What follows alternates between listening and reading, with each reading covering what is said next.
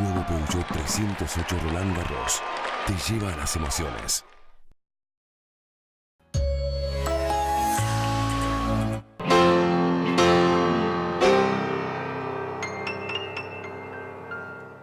Volvemos a Autoescáner con Hernán Charalambopoulos, diseñador de autos, y la pregunta que nos había quedado del bloque anterior era si los autos de hace 80 o 90 o 70 años tenían más personalidad que los autos actuales, que se parecen muchísimo entre sí. Yo creo que esa pregunta se la hicieron hace 90, hace 80, hace 70 y así sucesivamente. Todos los que vivimos en una misma época nos parece que los autos son todos iguales, lo cual en parte puede ser verdad porque hay una justificación, primero técnica, ¿no es cierto? El automóvil representa lo máximo que puede hacer la tecnología y aplicarse sobre 4 ruedas para un objeto que se mueve. Así fue evolucionando, ¿no es cierto? Del chasis se transformó en monocasco, los guardabarros que estaban afuera se empezaron a integrar con la carrocería, no porque antes no quisieran hacerlo, sino porque no había medios, ni matricería, ni maquinaria como para que se empiecen a ensamblar e integrar todas las partes. Eso como un ejemplo, ¿no es cierto? Entonces, cuando se descubre, cuando hay un avance grande, todos corren detrás de ese avance. ¿Por qué? Porque, bueno, vivimos en Occidente, tenemos gustos relativamente parecidos, los diseñadores leemos las mismas revistas, nos gustan las mismas cosas. Bueno, pero hay dos efectos económicos Sí. que tienen que ver con la globalización, Sí. y es precisamente la globalización de los autos, donde un mismo auto se fabrica de manera diferente, de manera igual, en diferentes partes del mundo, Sí. y además que las grandes marcas han ido absorbiendo a las pequeñas marcas y comienzan a compartir no solamente piezas, sino también diseños. Sí, lo que pasa es que eso se va a dar y se va a dar cada vez más en el futuro, pero al compartir plataformas y piezas, también todo lo que se ahorra en eso se gasta en hacer distintos vehículos. Hoy, antes se pensaba por vehículo cuando se proyectan las ventas, hoy se piensa por plataformas. Entonces yo con una plataforma puedo generar un utilitario, puedo generar un pequeño deportivo, puedo generar un pequeño 4x4, puedo generar una pequeña minivan. Entonces esa plataforma me genera 4 vehículos. Antes una plataforma generalmente me generaba 1. Entonces, sí, de ese 1 eran distintos, ahora quizás se parezca más, pero hay mucha más variedad y muchos más segmentos de automóviles, con lo cual las cuentas siguen dando positivas en cuanto a arquitectura. Eso es lo que nos diferencia y se van haciendo distintos. Decime, ¿hay alguna marca que a lo largo de la historia haya mantenido sus patrones de diseño? No, ninguna.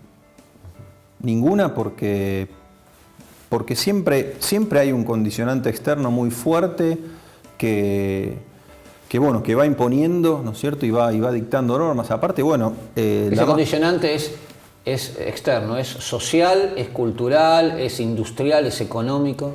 Sí, todo junto. Y después, bueno, las empresas obviamente están formadas por personas y esas personas van tomando decisiones y hay management que dice no, ahora la política interna de cada empresa, bueno, decide ir para un lado, ir hacia el otro. Por ejemplo, lo que fue el caso de BMW en los 90, en el 2000 con la llegada de Chris Bangle, que revolucionó un poco la imagen de la marca, que era una imagen, ¿no es cierto?, bastante tradicional, muy seria, de autos muy serios. Empezaron a incursionar en otros segmentos con un lenguaje... Y les fue bien. Y les fue muy bien, claro, fue una apuesta muy fuerte. Ya que iban a incursionar en otros segmentos, dijeron, bueno, cambiemos también el lenguaje, es la gran oportunidad. Decime una cosa, Hernán, ¿hay un gusto argentino en autos?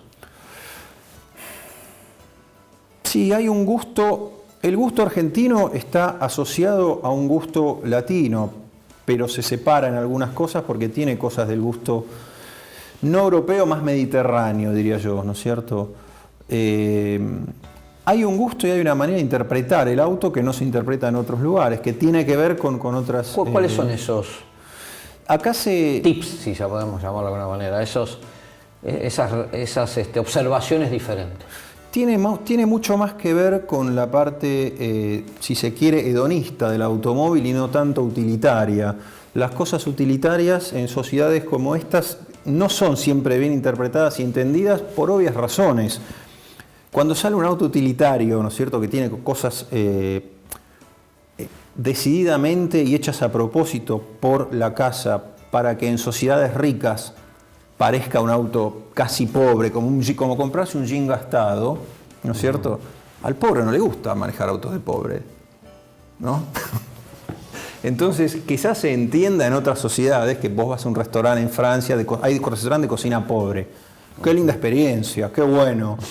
Ponés un restaurante de cocina pobre acá y te dicen, no, flaco, Claro, acá no va. No. Bueno, esas pequeñas cosas me parece. Entonces, todo lo que haya que pensar un poquito más e interpretarlo, no. Es más de impacto de imagen, mucho más asociado en eso al gusto americano, ¿no?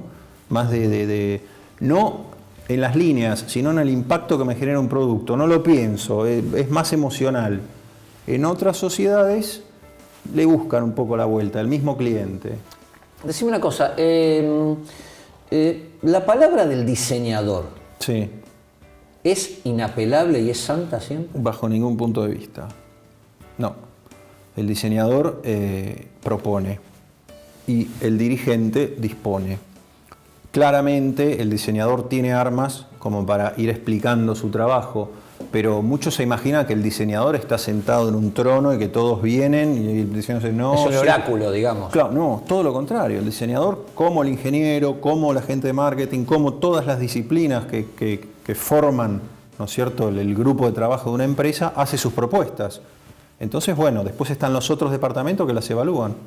Tenemos que ir a un corte Bueno. ya, pero la pregunta que te dejo es, la computadora en los últimos años, Sí. ¿mató la artesanía y la creatividad, digamos, de los diseñadores a mano alzada? Es una buena pregunta. Bueno, Hernán Charalambopoulos nos la contesta en el próximo bloque de Autoescáner. Ya volvemos.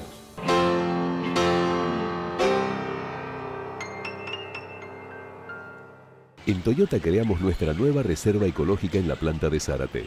Un compromiso ambiental con la naturaleza, un compromiso con vos. Toyota, líder mundial en movilidad sustentable. A partir de hoy, tenés un motivo más para elegir Fiat. Ahora, con la compra de un Fiat, estás aportando a las organizaciones Techo y Ruta 40 porque creemos que ayudar es importante. Un Fiat, una ayuda.